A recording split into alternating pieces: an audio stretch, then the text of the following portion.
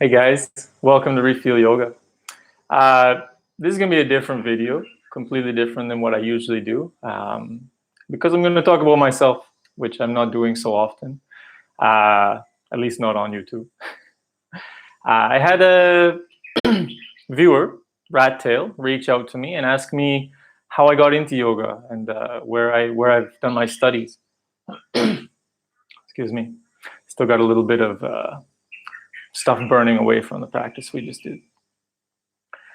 And I started to respond to this question of how I got into yoga, and realized it's a very long answer. So I thought maybe I'd take a moment to do this live stream and explain it. Maybe some other people are interested, maybe not. Anyway, I put my story out there. So I was first introduced to yoga by the Nintendo Wii Fit. My girlfriend, way back in the day, had a Nintendo Wii Fit, which was a video game with a board. The game was focused on exercise and it had this kind of board that was the controller.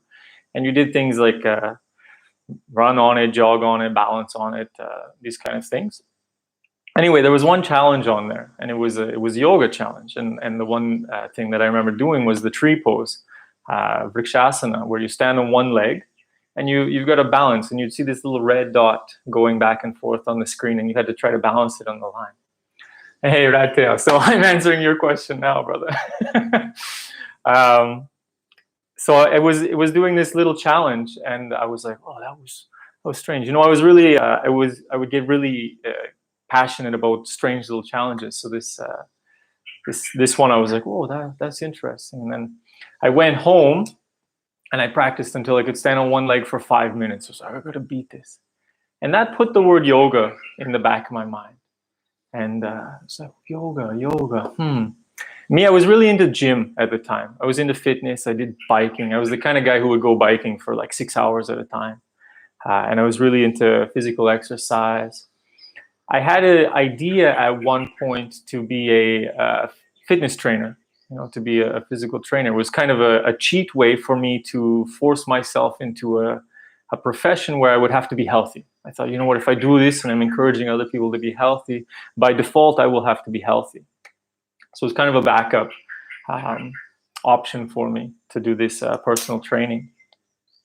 Anyway, I went back after playing this game with my girlfriend, and I had this yoga. I never heard about yoga.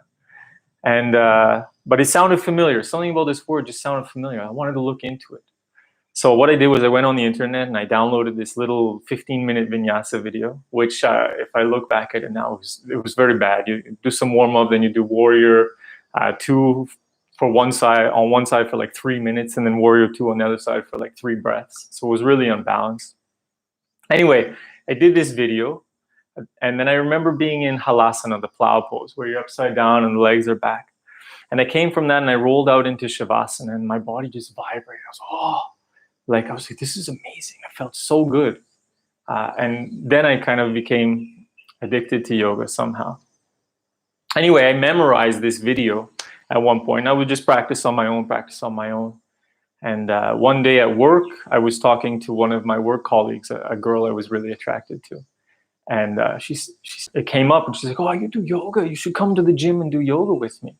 So I went to the gym to do yoga with her, and I bought this gym pass just to spend time with her. And we ended up having a relationship for a short amount of time, a couple months. But the relationship with yoga lasted up until now.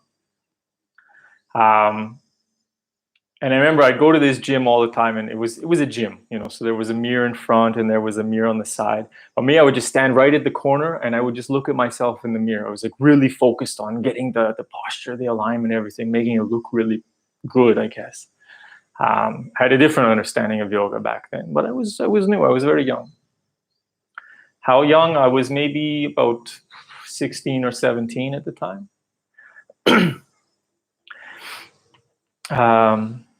Anyway, at one point, one of my friends said to me, like, you just go to do yoga for all the women that are there. And I was like, what women? And the next day I went to the class and I realized there was me, one other guy at the back of the room, and like 40 women. I'd never even noticed that it was a female-dominated activity. Because I was so focused on myself, narcissist at the front of the room. Anyway, this got me inspired. Maybe I could be a yoga teacher. Maybe this can be the profession where I'm healthy and all of this. At the time I was in school, I was studying chemistry in college. And I really liked chemistry because it was helping me to understand the workings of the world around me. I was really interested in science and understanding this kind of intellectual understanding of the world. But I started thinking maybe I could, after school, I could maybe go into this yoga teaching kind of thing. So I went online and I looked for a teacher training course. And I found one in Hawaii. I'm from Canada, so Hawaii is quite far, but it's not so far. But the course was, I think, $5,000 for 1 month. And that wasn't including airfare or even accommodation and food. It was just for the course. It was so expensive at the time, or at least it was out of my budget for sure. But there was this recommended reading on before you come to the course, you should read these books. So I went on Amazon and I ordered these 5 books that it had recommended. One of the books was a Mantak Chia book about self-massage. It was called Chi Self-Massage, something like this. And one of the things that I got from that is it said, as you massage yourself to send the prana, you need to squeeze the anus. And this book taught me you can squeeze the anus in 5 different directions. To the right, to the left, to the front, to the back, and up to the middle. Now tell me, who's actually trying to squeeze their anus right now? But this was very interesting for me. Not what I'm getting at, but there was another book in there. It was called The Heart of Yoga by T.K.V. Desikachar, something like that. Essentially, it was a commentary on the Yoga Sutras. I started reading the book, and I would read it on the train on my way to college. And I was blown away by the content of this book. So clearly, it was explaining, what causes us discomfort, what causes us disease, what causes suffering, what brings happiness, joy, fulfillment in the life. And it was so amazing that a book, the Yoga Sutra from 2000 or 2500 years ago, so plainly wrote out exactly what we need to do to live a fulfilling life, and to not be sick, to be healthy, to be focused, to have our mind working for us instead of against us. And to see how clear these teachings were, and to compare it to what I had been learning in school, I got really passionate and I got quite frustrated a bit. Like, why do we learn so much nonsense in school? Numbers and language and all of these things that don't really help us to have a good life. We don't learn any of the essentials. Nobody teaches us how to move our body, for example. Nobody teaches you how to walk. You teach yourself how to walk. Nobody teaches you how to eat for your body type. There's all these different fad diets, but none of them are really taught. Breathing is the most important thing you do every minute of the day, and nobody taught you how to do it. And most of us do it wrong. And nobody taught us how to talk, how to communicate with each other in a non-violent way. So there's not this blaming and this misunderstanding. They teach us how to use words, they teach us how to use numbers, they teach us how to do this and that, but there's so much lacking in the education system that actually make us happy and healthy. And I found this within yoga. And this book, The Heart of Yoga, was what really showed me that yoga is a spiritual practice. Yoga is a holistic system. And this really inspired me to get more into it, because what I was doing in the gym was just physical. It was just purely physical. It was exercise. Exercise to have a nice body, lose some weight, these kinds of things. Anyway, some time passed, and I ended up going to, after we finished college, I was simultaneously going to school for chemistry and working in a lab, in a chemistry lab doing analysis. So, I was wearing the white lab coat, I was wearing the goggles, gloves, working with poison all day in a small little fluorescent lit room, and I was just really unfulfilled. The schooling was amazing. Learning the way the world is working and the interaction of atoms and molecules was beautiful. But learning all of this and then it being condensed down into this thing that really a robot should be doing, it wasn't for me.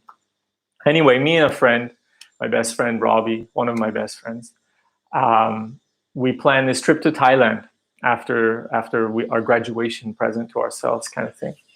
And I went there with this idea of, I don't know what to do next. I don't want to Now the school's finished. I don't necessarily want to continue on this path of this horrible lab job.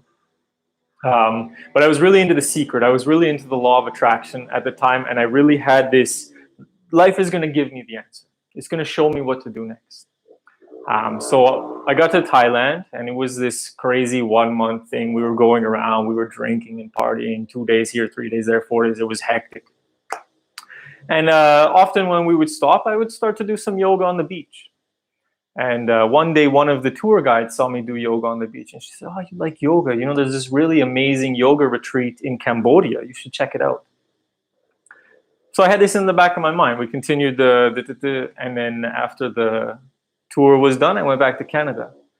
And I went from being 1 month in Thailand, 40-degree weather, surrounded by 20 people that I grew to love, having the most fun, stimulating time of my life, to living back in my grandmother's basement, because I was living with my granny while I went to college. It was 12 degrees outside. It was raining. It was not a nice time to be in Canada. I just crashed. I was so depressed. So I got on the computer and I looked up this retreat in Cambodia. And I calculated it out. They had this exchange program at the time. It's not there anymore. Don't look for it. But you could work. You could sign up for 2 months, and then you could volunteer, and you could stay there as long as you wanted. So I calculated I could go to Cambodia for 6 months, and it would cost me less than 1 month rent in Canada, because it was time to move out and start my life and go down the path that everyone else goes down, I suppose. Finish college, get the job, work, make the family, da, da, da, da. So I signed up to go to this yoga retreat for 6 months. And I ended up at this yoga retreat, and I met two amazing, amazing teachers, an Israeli couple named Kobe and Pazit, and I still consider them my original teachers. They run a yoga retreat now. Oh, no, I think they just closed their doors. But their yoga retreat is called Vagabond Temple.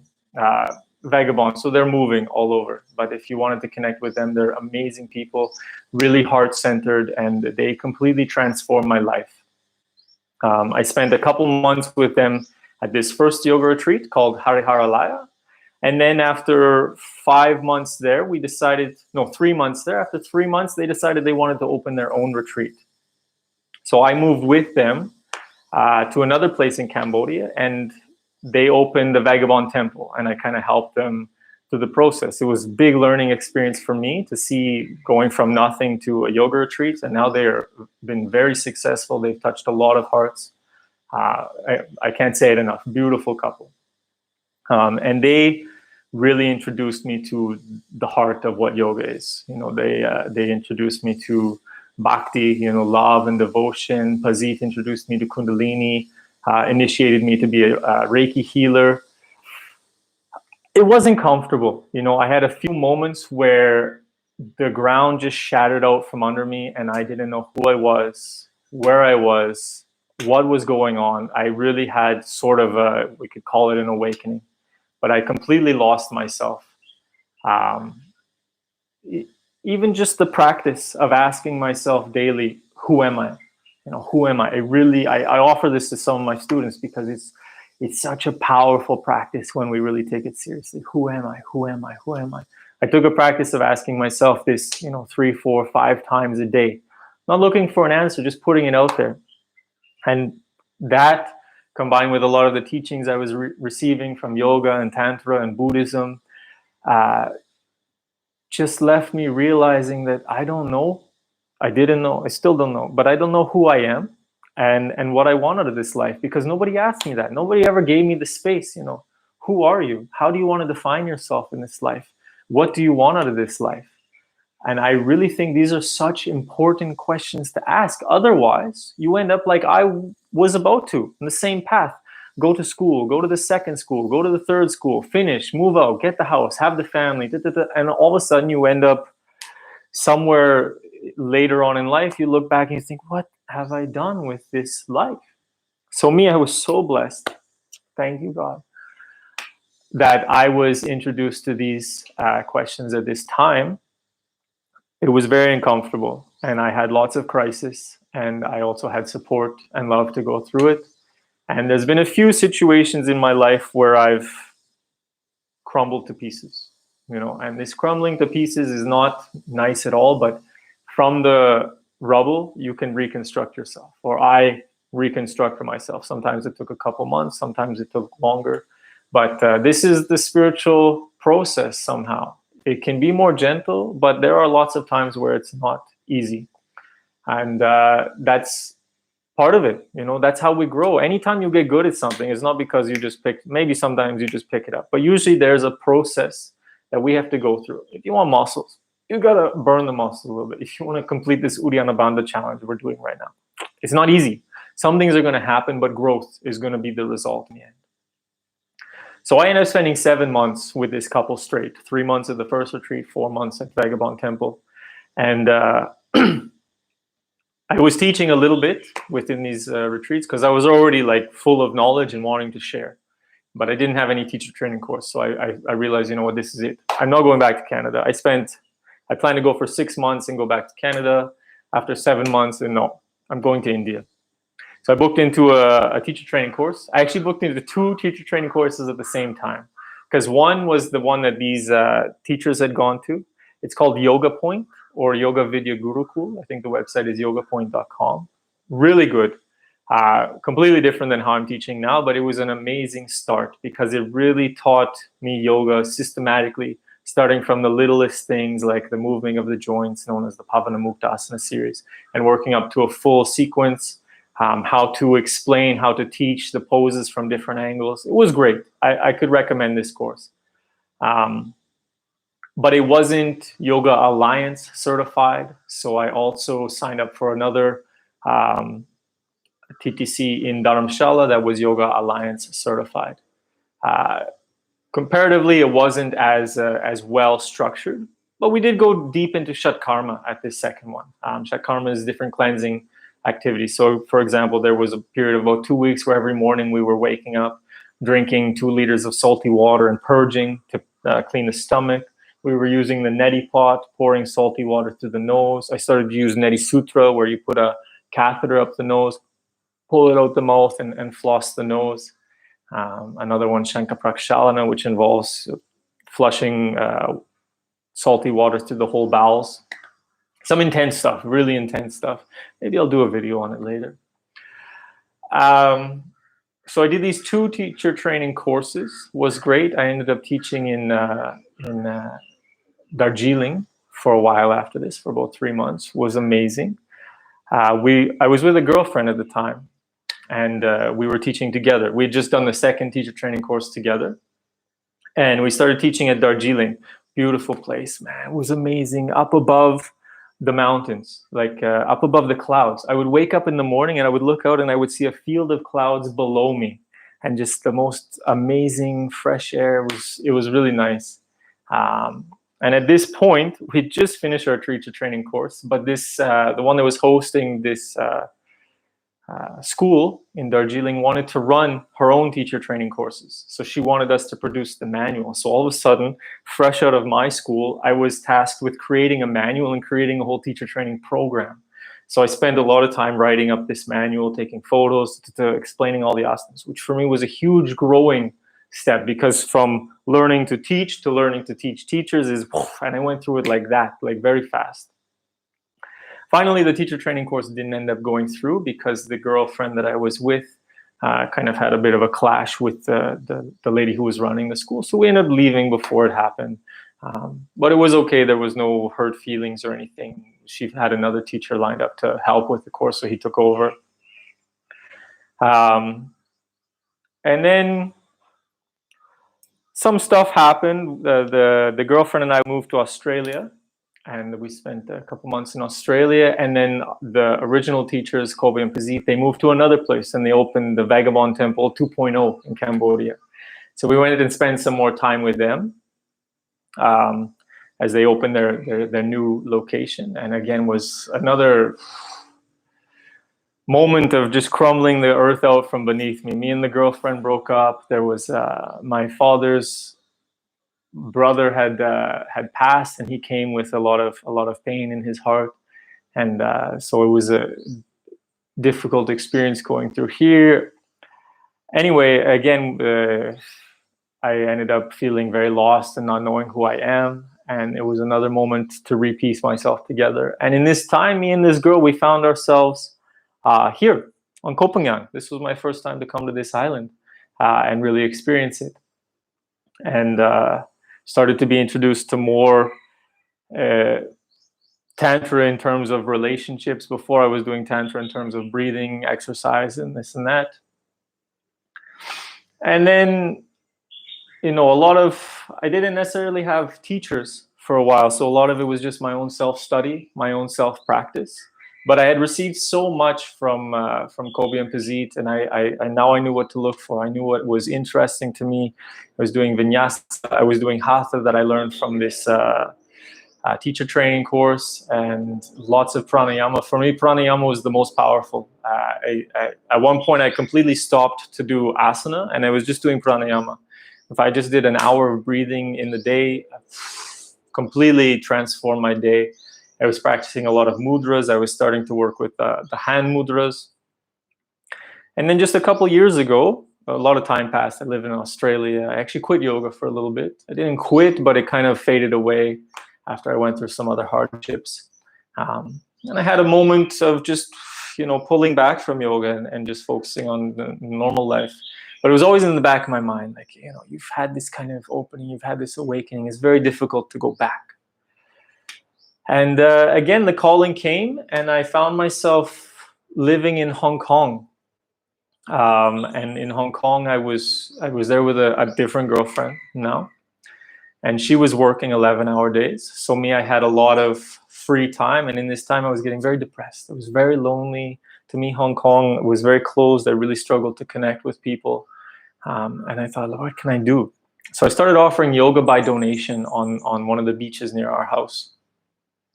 And I don't know, it was just some sort of karmic investment. I gave a little bit and I got so much back. I had people coming, and on Facebook, actually, I had one of the kind of village elders. He said, "Oh, I don't want this yoga on our beach. It's not appropriate."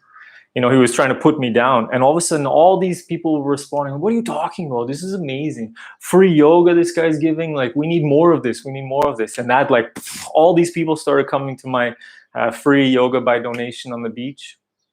And I actually got picked up by these people. They had a permaculture garden center nearby. I realize now I've gone completely off topic. I'm not really talking about... Anyway, they had this permaculture garden center nearby, and they invited me to come teach at their garden.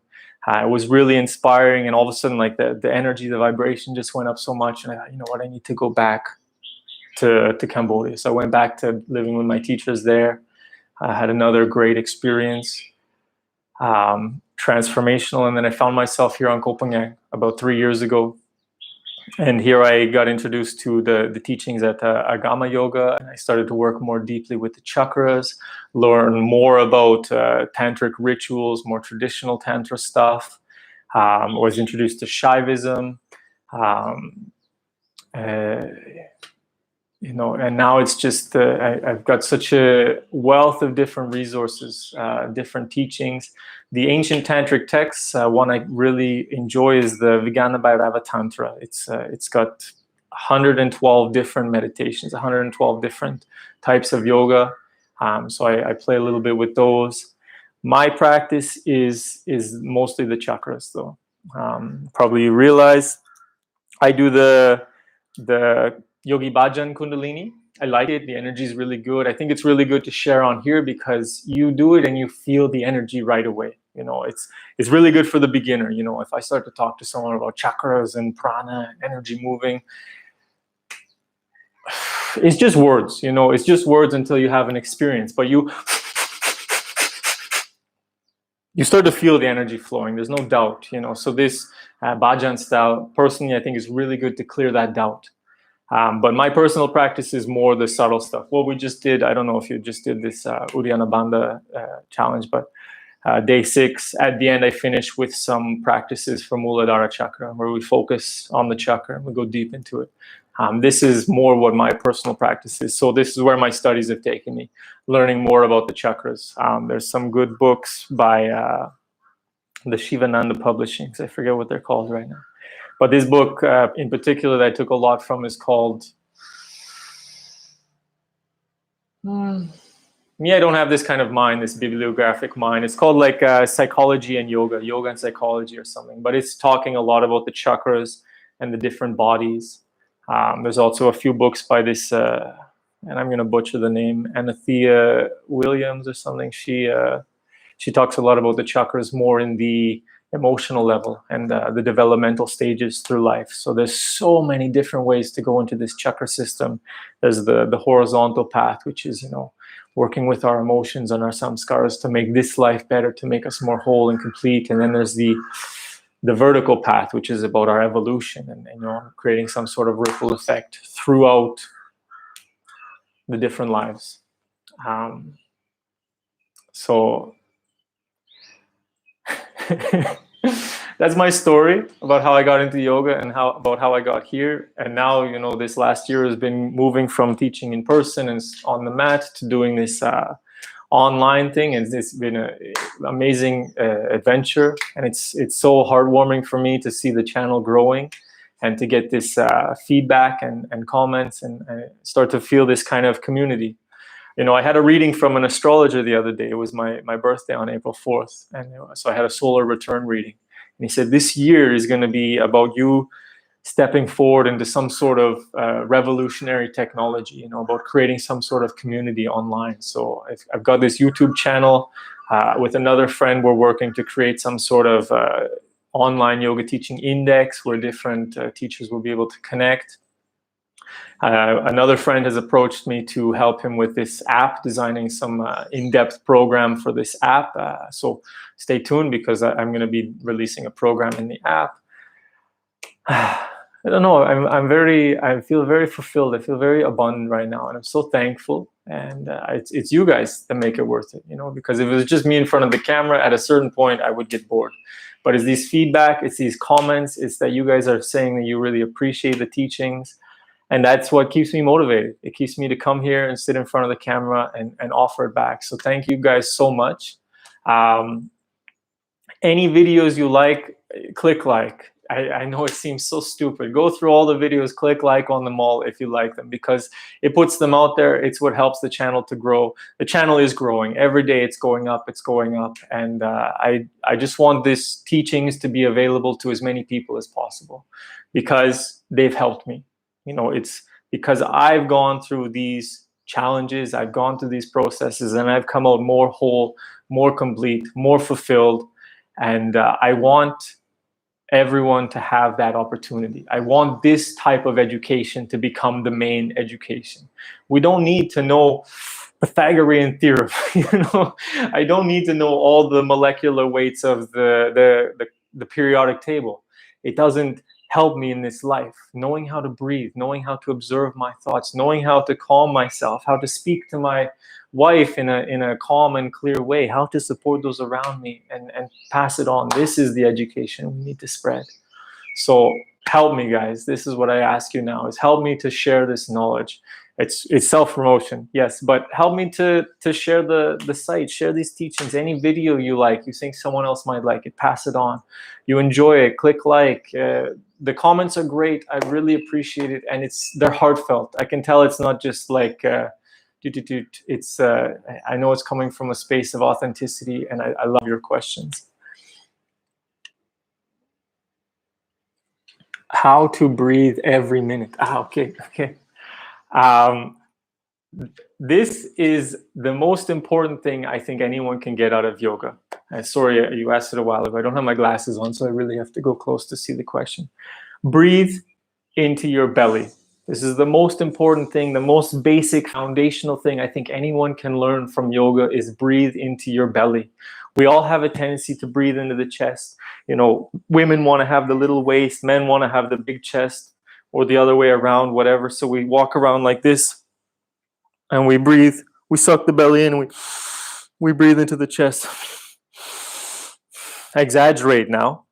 But what this does is it tells us on a subconscious level that we're stressed, that we're in danger. It activates our sympathetic nervous system, our fight or flight system. So if you're constantly breathing into the chest, restricting the belly, you create some stress, you start to release some cortisol, you start to feel a little more nervous. Very subtle, but day after day after day after day, it builds up, and then heart attack or stress or explosion of anger. Da, da, da, da.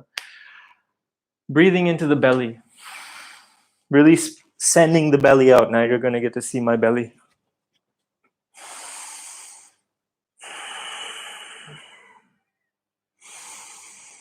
Again, I exaggerate a little bit, but we want this area to be soft. Breathing into the belly stimulates the vagus nerve, the parasympathetic nervous system, calming the heart rate, stabilizing the blood pressure, calming the mind. It's also encouraging digestion, promoting the digestive system, removing toxins, massaging the liver, the kidneys, all the internal organs. So just developing this practice, breathe into the belly, can benefit you in so many ways. And me, I took this up as a practice for a long time. It took me about 2 months to reprogram my mind to just automatically breathe into the belly. And I had little triggers when I was washing my hands, or if I was doing the dishes, whenever I was kind of standing in place, I would tell myself, breathe into the belly, breathe into the belly. Plus I was doing tons of pranayama, so I was really retraining myself. But I noticed the big difference. I was in India, in Dharamshala, doing my second teacher training course. And to get to the course, there was like a staircase of like 300-400 stairs. We'd walk up and down and up and down. And one day I was walking up the stairs, and usually as you walk up the stairs, you start breathing this shallow, quick breath. Without even thinking about it, my automatic response was, my body would just yawn. Instead of taking these shallow, deep breaths and just exchanging this little bit of gas and using a lot of energy, it was just one big gas exchange. Use less energy, take in more energy, and it just became my default. No longer was this happening. I would do a couple more steps and I would take another yawn without even thinking about it. And then I realized, wow, this is, taking in real energy instead of just this like kind of panicky, stressed out.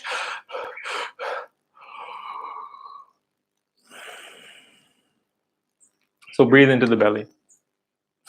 I didn't plan for this to be a kind of a lesson, more of just a talk about me, but this is my story, and this is one of the biggest benefits I have.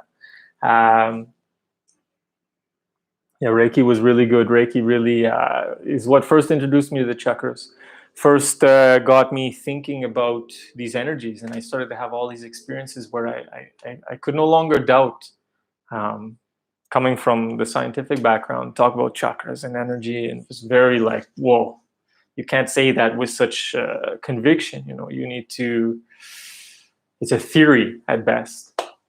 But now I've had so many different experiences, starting with Reiki, and now with the chakras and the pranayama and different tantric rituals, I can talk about them with conviction. Still, I cannot say that it's the truth and it's what it is, but for me, it's the perfect map, the perfect vocabulary to designate and define and communicate with our different experiences. I can't tell you that, yes, Muladhara is there and it's the root and I tell you that because it helps the mind to understand and to put some words and definition to this energy. Everything is beyond definition. There's another thing I learned in yoga. Everything is beyond definition. So to really experience the truth is going beyond the mind. The mind is a beautiful tool, helps us to understand, to learn, to grow, to communicate. But it also limits us with our definitions, with our language. Life is more than the words that we use to describe it. And this is the ultimate goal, to have that perception of the life beyond the mind. Thanks for listening, guys. Does anyone else have another question before I close this video? I give you a moment if you want to think. If not, anyone has any, because I know not everyone can watch this video live. So if anyone else is watching this outside, leave some questions below. I always try my best to respond to the comments, fully and as heartfelt as I can tell you guys are asking the questions. So yeah, like, comment, subscribe. Thank you, guys. Namaste. Have a great day. Ciao. Yes. And